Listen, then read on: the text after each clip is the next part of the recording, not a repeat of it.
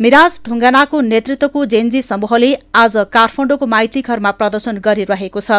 अन्तरिम सरकार विरुद्ध यो समूहले बिहानदेखि माइती घरमा विरोध प्रदर्शन गरिरहेको छ।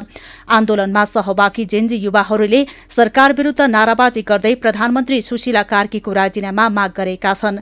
जेन्जीका विगतका माग पूरा नगरेको भन्दै उनीहरूले सरकार विरुद्ध आन्दोलन शुरू गरेका हुन्। प्रदर्शनका कारण माइती घर, थापाथली, बबरमहल लगायतका क्षेत्रमा ट्राफिक व्यवस्थापनमा समस्या भएको छ। त्यस क्षेत्रमा सुरक्षा निकायको बाक्लो उपस्थिति छ। प्रशासनको अनुमति बिना कार्यक्रम गरिएको भन्दै प्रहरीले उनीहरूलाई त्यहाँबाट हटाएको छ। यो क्रममा माइती घर मण्डलाबाट रवि किरण हमाल, डाक्टर निकोलस भुसाल लगायत केही प्रदर्शनकारीलाई प्रहरीले नियन्त्रणमा लिएको छ।